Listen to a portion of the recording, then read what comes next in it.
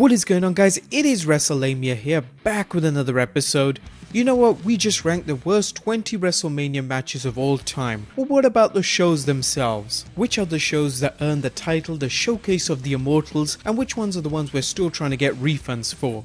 Join us now as Wrestlemania's think tank reveals our ranking of all 32 WrestleManias. Keep in mind that we're ranking the shows based on historical significance and whether it lived up to the hype, as well as the quality of wrestlers on the show. This episode is going to be a three-parter, splitting the 10 worst, the 12 mediocre, and the 10 best manias in history. We're starting right at the bottom, so these are the real shit pile of WrestleManias.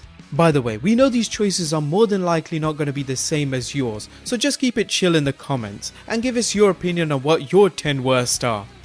Number 32, WrestleMania 4.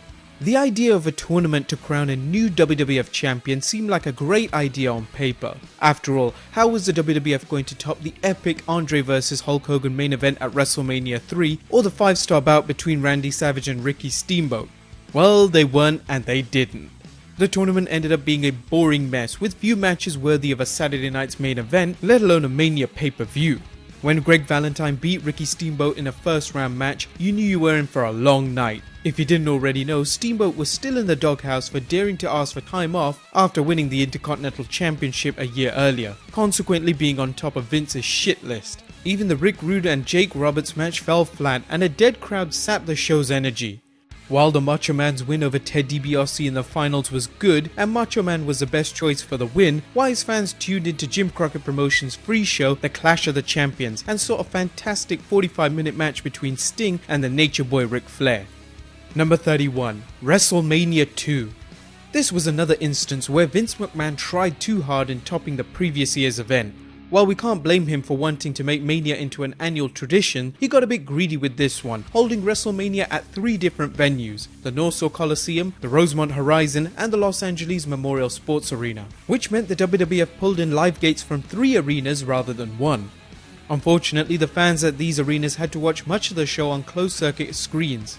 Even worse, they had to sit through travesties such as Corporal Kirshner vs Nikolai Volkov, Uncle Elmer vs Adrian Adonis, and Rowdy Piper boxing Mr. T. The Wrestling Observer ranked 9 matches on the card at 2 stars or less. And more importantly, WrestleMania ranked 2 matches from this show on our video of the worst WrestleMania matches ever. Top this with some incredibly lame celebrities like Herb from the Burger King adverts and Susan St. James on commentary, and you've got a recipe for one of the worst manias in history. Number 30, WrestleMania 11. Fans are still divided on whether the Lawrence Taylor vs Bam Bam Bigelow match was worth putting on the company's biggest show, let alone having the NFL star go over a wrestler. While the WWF got some mainstream publicity at a low point in the company's history, and Bam Bam Bigelow got a hefty paycheck for doing the JOB to LT, the much better Diesel vs Shawn Michaels bout got pushed out of the main event. The rest of the card was almost forgettable, except for the I Quit match between Bob Backlund and Bret Hart, which saw special referee Rowdy Piper ruin the match with his overreaching mic work. The celebrity presence of Nick Turturro from NYPD Blue, Jonathan Taylor Thomas from Home Improvement, and rappers Salt and Pepper undoubtedly cost more than they helped it. So in summary, this WrestleMania saw an Allied Powers match, a DQ finish in the IC title bout, Bret Hart's worst match ever, a title match relegated to secondary status, and a main event where a football player was put over by a legitimate wrestler. So pretty much a worthy spot at number 30. Number 29, WrestleMania 9. This show gets a lot of hate, and deservedly so, but it's not really the worst Mania. Sure, the immortal Hulk Hogan held up Vince McMahon for a WWF Championship match after sleepwalking through a tag team match with Brutus Beefcake against WWF champions Money Inc., as well as the literal and figurative snooze fest of both Giant Gonzalez vs The Undertaker and the odd throwaway match which had Bob Backlund being pinned by Razor Ramon, which was actually Backlund's first TV pinfall loss, and didn't even get the slightest mention. But at least there was some good in this, i.e. the arrival of Jim Ross in the WWF, and a surprisingly good Tatanka vs Shawn Michaels and Luger vs Mr. Perfect match. But the whole event just showed what direction the WWF was going by pushing goofy cartoony characters. Number 28, WrestleMania 7. This WrestleMania was supposed to have a record attendance. Well, At least Vince McMahon was planning on this when he booked the show for the 100,000 plus seater Los Angeles Memorial Coliseum. His plan to exploit the Gulf War by having Patriot wrestler Sergeant Slaughter turned Iraqi traitor backfired so badly that McMahon had to move the show to the much smaller Los Angeles Memorial Sports Arena, drawing in just over 16,000 fans. The Ultimate Warrior vs Randy Savage retirement match proved to be the card's only highlight. Matches such as the Japanese wrestlers Junichiro Tenryu and Koji Kateo against Demolition cleared out the arena faster than a cruiserweight match does today. The card was made all the worse by the infamous blindfold match between Jake Roberts and the model Rick Martel. Fans who had to sit through this one probably wish they were blindfolded instead. Number 27. WrestleMania 27. What could have been an excellent show turned into a night to forget as The Rock's presence as guest host ruined the main event between WWE Champion The Miz and John Cena. The WWE booked it entirely to set up The Rock vs Cena at the next year's show, turning what could have been a career-making match for The Miz into a house show match. And whoever came up with the 6-person match involving Jersey Shore's Snooki belongs in the Newark landfill, and it's shameful that the WWE Hall of Famer Jerry the King Lawler's first WrestleMania in-ring debut was against announcer Michael Cole for a 15-minute snooze fest. Number 26. WrestleMania 1.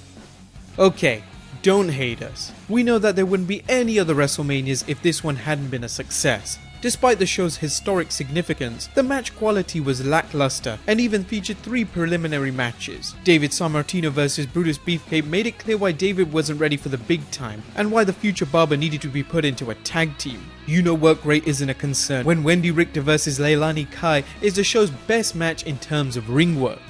Duds such as Special Delivery Jones being squashed in a legitimate 24 seconds and Valentine vs JYD were all easily forgettable. The only good match on the card saw the future Doink, i.e. Matt Bourne, face Ricky the Dragon Steamboat. It's understandable the main event had heavy involvement of big-time celebrity Mr. T, but the match was just simply a mess and we could have had a great bout between the Hulkster and Rowdy Piper or Paul Orndorff as history's first WrestleMania main event. Number 25. WrestleMania 13. While fans will forever debate whether Psycho Sid actually pooped his pants during his main event match with The Undertaker at this event, few will argue that the submission match between Bret the Hitman Hart and Steve Austin was nothing but a classic. It also enacted one of wrestling's rare double turns as Hart turned heel and Austin turned face. The problem was that this was the only good match of the night. If you like tag team wrestling, the show had a bunch of them.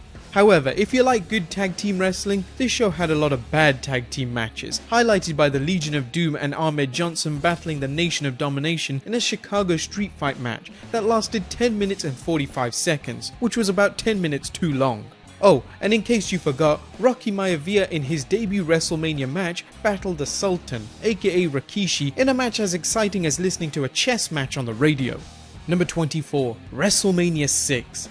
The much anticipated match between babyfaces Hulk Hogan and the Ultimate Warrior was billed as the Ultimate Challenge, but it seems the real Ultimate Challenge was sitting through 13 matches.